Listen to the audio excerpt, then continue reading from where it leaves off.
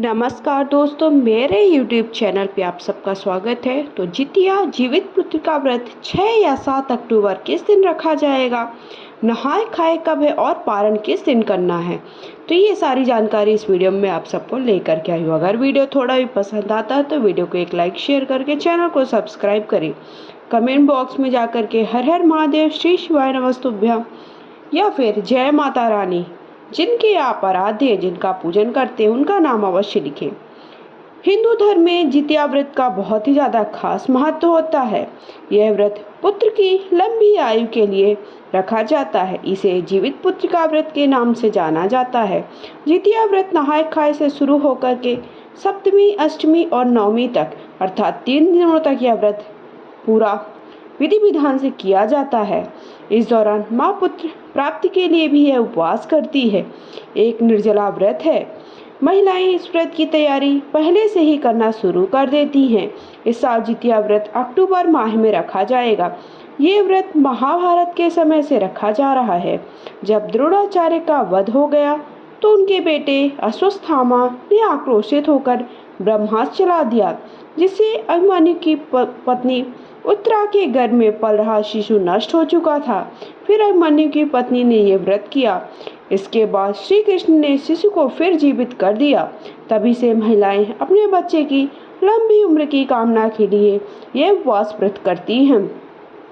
इस बार 2023 में जितिया का व्रत 6 अक्टूबर को रखा जाएगा।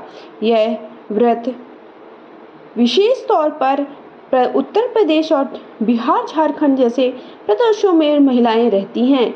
इस दौरान पूजा करके इसकी शुरुआत करती हैं। यह बहुत ही कठिन व्रत होता है क्योंकि इस दिन पूरा दिन निर्जला रखा जाता है।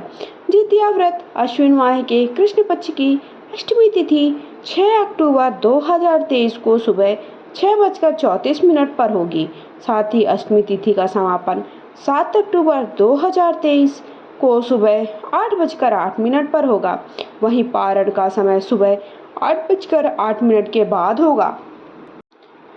जितिया व्रत 3 दिन तक चलता है। इस व्रत की शुरुआत सप्तमी तिथि पर नहाय खाए की परंपरा से प्रारंभ होता है, जिसमें महिलाएं नदी में स्नान के बाद पूजा का सात्विक भोजन बनाती हैं। वहीं दूसरे दिन अष्टमी को निर्जला उपवास करती हैं। इसके बाद नवमी तिथि पर इसका पारण करती हैं।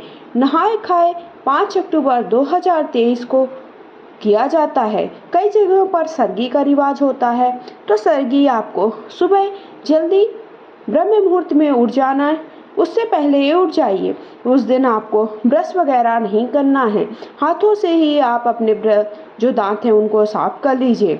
उसके बाद आप सरगी लीजिए। सरगी में ऐसा भोजन करें ताकि आपको पूरा दिन प्यास ना लगे, भूख ना लगे। ज़्यादा बातें ना करें। इस बात का ध्यान रखें, ज़्यादा बात करेंगे तो आपको ज़्यादा भूख प्यास लगेगी। जब आप सरगी लें तो जूस वगैरह ले लीजिए ताकि आपको पूरा दिन उपवास रखने में सहूलियत रहे। उसके बाद आपको दूसरे दिन जितिया का व्रत रखना है 6 अक्टूबर को, और तीसरे दिन व्रत का पारण करना है। व्रत का पारण का समय मैंने आप सबको बता दिया है। व्रत का पारण आपको सुबह 8:08 के बाद कभी भी कर सकते हैं। वैसे तो हर उपवास में पूजा का अधिक महत्व होता है। बिना पूजा के कोई भी उपवास पूरा सफल नहीं माना जाता है।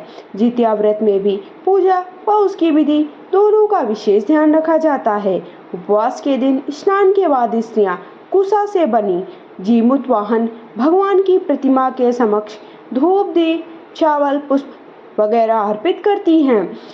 आप चाहो तो कलश की भी स्थापना कर सकते हो, या फिर आप केवल बिना कलश के ही चौकी पर कुसा से बने जीमूत वाहन भगवान का प्रतिमा बना करके उनका पूजन करें।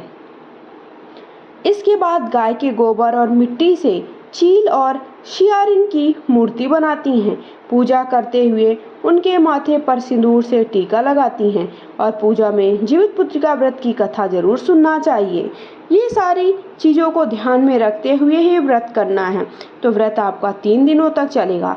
एक दिन पहले आपको नहाए खाए की करना है। उसी दिन आपको सारी चीज़ों जो भी आपकी पूजा की सामग्री है वो आपको पहले से ला रख लेनी है, ताकि आपके व्रत में कोई भी व्यवधान ना हो। फिर दूसरे दिन आपको नहाए खाए के बाद दूसरे दिन आपको व्रत रखना है, अष्टमी के दिन। इसके बाद नवमी के मतलब अगले दिन आपको व्रत का पारण करना है। तो इस तरह से जीवित पुत्रिका का व्रत पूरे 3 दिनों तक चलता है।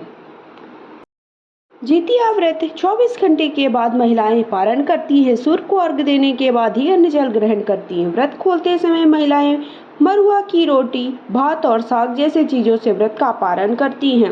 नोनी साग के सेहत के लिए भी बहुत ही फायदेमंद होता है।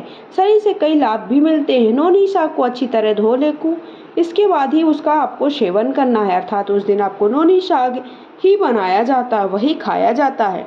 तो इस तरह से आपको व्रत के दिन, पारण के दिन क्या खाना वो भी बता दिया। अगर वीडियो पसंद है तो लाइक शेयर करके चैनल सब्सक्राइब करें।